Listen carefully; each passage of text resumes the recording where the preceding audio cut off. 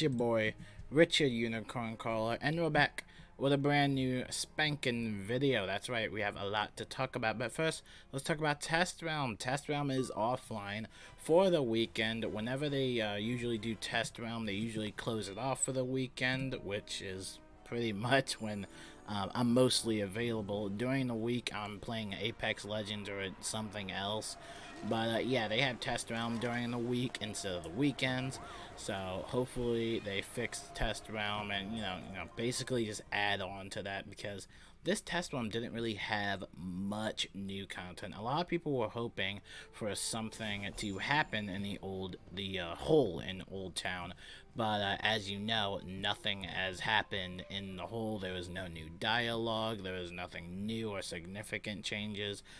Pretty much the hole in Old Town is just gonna remain a very secret mystery that I guess we'll just have to wait until the next Test Round, which is basically during end of summer, basically November, pretty much near the end of the year.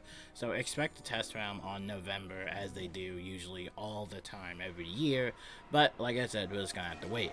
Now, going on from that, we did miss some key points in doing our Test Realm discussion. I forgot to mention that they've improved on the quick sell functionality. If you don't know, you are allowed to quick sell items in the game. However, in the Test Realm, they've improved that UI type of system. Basically, you can quick sell pets. That's right, you can now quick sell your pets. You can quick sell some crown gear that you have.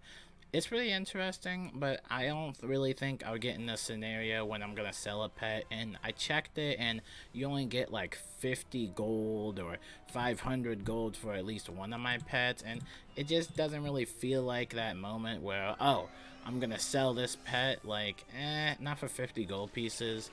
I'm usually much of a hoarder type. I usually hoard all of my pets in like one of my houses, basically, since I have so many houses. But I don't know, I don't really see myself selling pets. The only pets I would sell are pretty much spam pets that I get constantly. So for example, I'm farming Rattlebones right now, and he spawns in a lot of myth. These are these types of pets. They're like a Spreet, but they're myth. He spawns them in like all the time, and I usually have a backpack full of just myth Spreets.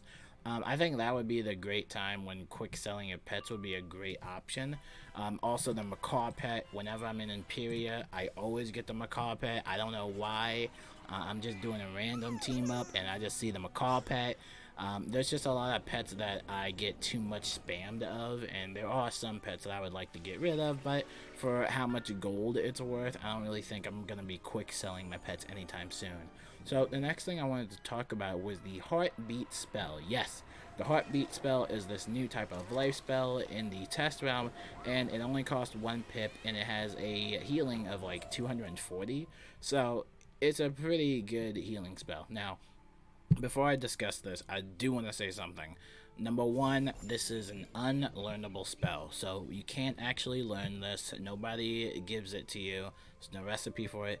This is currently on Test Realm, and you can only get it through number 2, the tutorial, or basically start a new wizard and get the starting wand. If you guys don't know, on Test Realm they mentioned the FTU type of system. Basically, they are trying to change the experience for new players, in which I did a whole walkthrough on, and I hope you guys like it. It's amazing what they did with Unicorn Way. That's all I'm gonna say. It's very beautiful what they did. So basically, they start you off with this type of wand. It's called the Wand of the 7 Schools. As you would know, it gives you 7 attack spells of those each schools.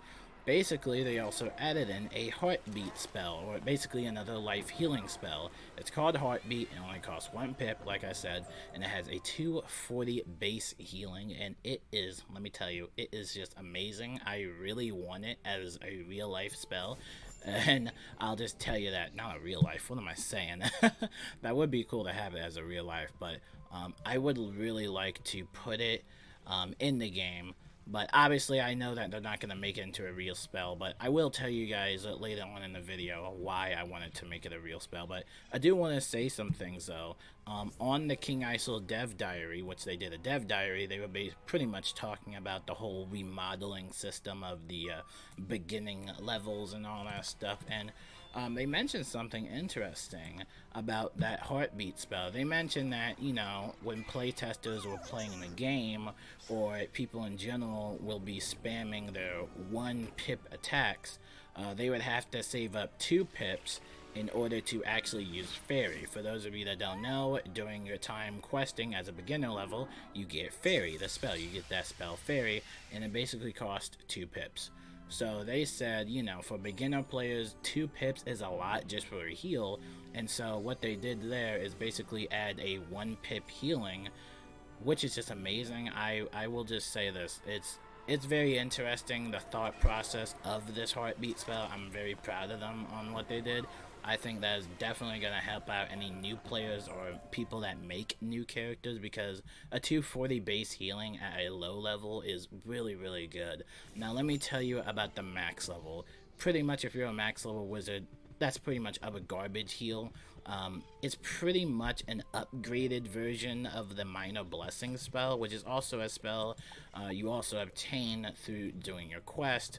Basically, Minor Blessing is a 0 pip spell with a 65% base. So it has a 65 health base. It's not really good. It costs 0 pips. It's decent, maybe in a decathlon, but you know, it's not really the spell that you would really want to rely on. Here's the reason why I really, really, really want the Heartbeat spell in my deck. Going over to my, actually just Control T, you know, going over to my set of healing, I don't think I've shown people my gear as much, but I have over 151 outgoing, mixing that in with a little bit of critical rating. So that is a lot of outgoing. That's a little bit far and beyond, if you ask me. So having a Sanctuary up like a 50 or 60, and having Cycle of Life or a Healing Aura or Shadow Seraph and all those other boosts makes that rank 1 healing spell absolutely godlike, and it honestly is. Now, a lot of people said that Fairy is better, Pigsy is better. Well, here's the thing. This, like I said, this spell is not learnable. You cannot learn this spell. You can't put it in your deck. It's only for the starter wand, and it's only for like rank 0 wizards. Alright? The reason why it's so good, though, is because besides that Pixie, it's 2 pips. And with 2 pips at a max level wizard, some people don't even get power pips, which is surprisingly. Some people don't even get power pips, some people don't have a life mastery amulet, so it can be a little bit hard for them. So the reason why I like the Heartbeat spell is because it only costs 1 pip, and if I'm a life wizard and I can't really get white pips on this, I can't really get single pips on this character just because obviously the power pip rating is over the top. So I actually don't get white pips until the start of a round because of the deck bonus. However, the pip conversion also slides in there. You basically start off with a basic pip conversion. You're not going to get pip conversion all the time, but that chance of saving a pip is also good. Just in general, though, I really like the Heartbeat spell. I would love to see it in the game, but I just know they're not going to do that. Speaking of spells, there's actually a life AoE question mark that's actually gonna be in the game. It's called Ratory's Spin. I think I mentioned this in my other video. Basically, this comes from the Grizzleheim lore pack. This pack is unreleased. It didn't come out yet. The data miners and spoilers page talked all about it. They showed all the animations. It looks really cool, honestly. It looks like some pretty cool spells. There's also a myth heal question mark. Yes, there's going to be a 5 pip myth heal that does like 650 base healing, and I think it's a single target as well. It's a very interesting type of heal, though. It's very interesting, though, because it's 5 pips, it's for myth wizards, and it's called Grendel's Amends, so it sounds awesome, you know, it sounds amazing. But again, let me know what you guys, myth wizards, think about that. And then the other spell, which is a storm spell, is this type of Thor's hammer that just comes crashing out of the sky, basically. And basically it will remove a trap, I believe. I think it removes a trap off of you or something like that. I'm not sure, but it looks like a pretty cool spell. The animations of it are cool. And did I mention we're getting a life AoE? Okay, so here is the main problem. Grizzleheim lore pack. You can only get these packs through the Grizzleheim pack as of now. There's not really any confirmation of if this is craftable. Obviously, it's going to be craftable. You know, any really lore master type of, any type of lore master type of card obviously will be dropped by lore master. The only problem is with trying to craft these cards like pigsies and stuff like that, you have to take in consideration of how much hours you're gonna put in the lore master, because I've heard people farm lore master for hours and hours and they get no pixie treasure cards. And so, it does come to that thing where, do you want to take the shortcut, buy crowns with real life money, obviously, and keep spending money on the packs to hopefully get that? And remember, there's there's two other spells, if you want. I don't think it's based off of your school. I think you'll just get whatever one there is. But remember, there are two other spells there, and you have to get through all the gear and all that stuff. And the gear for the Grizzleheim lore pack, it looks interesting, with the stats. When it comes to stats, there's really this type of, like, barrier, and you won't really get any, like, better stats when it comes to these packs. Because then it just becomes pay to win. But honestly, getting these spells is already pay to win. I'm not really all for the idea of locking these types of spells behind a pack or through rigorous crafting. I mean, with rigorous farming, farming lore master for hours and hours and unhealthy grinds, I understand, but at the same time, this is a life AoE hit. I feel like they should just give it to us through a quest. I mean, it would be cool to see it as a quest, maybe, but again, these are packs that can be obtained through the pack, so you kind of have to actually, make a plan for yourself as a wizard. Are you going to spend hours grinding lore master to craft this one spell, or are you just going to take the shortcut and just buy the packs over and over again, and hopefully you get lucky and get that spell? So, I wanted to talk to you guys about that. Let me know what you guys think about spells being locked behind packs. I'm personally not for it, but let me know you guys' thoughts in the comments below. And in other news, that's pretty much it. The Fire Decathlon is still going. I haven't really participated in the Fire Decathlon as much.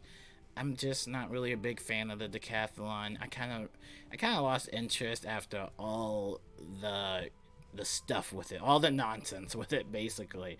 The ice decathlon, I played it on Test Realm too, and I thought it was really amazing. But then they got rid of treasure card enchants, they got rid of the monstrology minions. Obviously that wasn't kind of fair, but there is one thing that did come out of the decathlon during that one Test Realm session in April, and that was my love for monstrology. I absolutely love monstrology. You just saw me killing Rattlebones a couple times.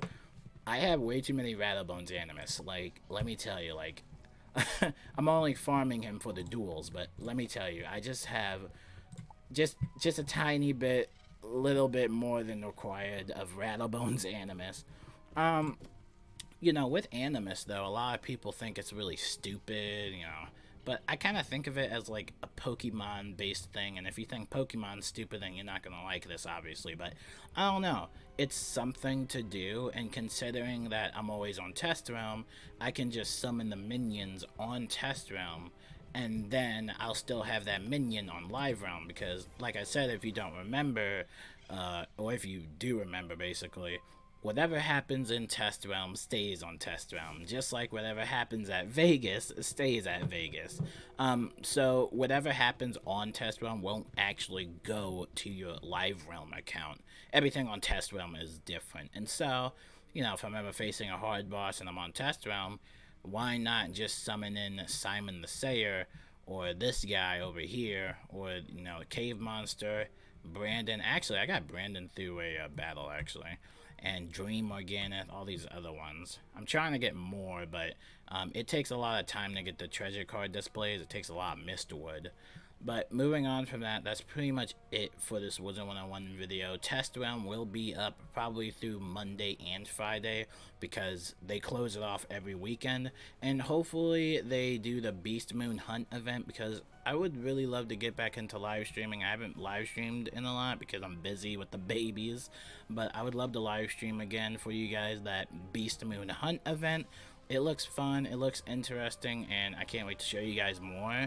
Let me know in the comments below about what you think about this test ROM. I know it's a little bit underwhelming, but just give it a chance and try and see what you can find enjoyable. As for now, my name is ScissorRJ / Richard Unicorn Caller, and I hope you guys have a wonderful night, and peace out.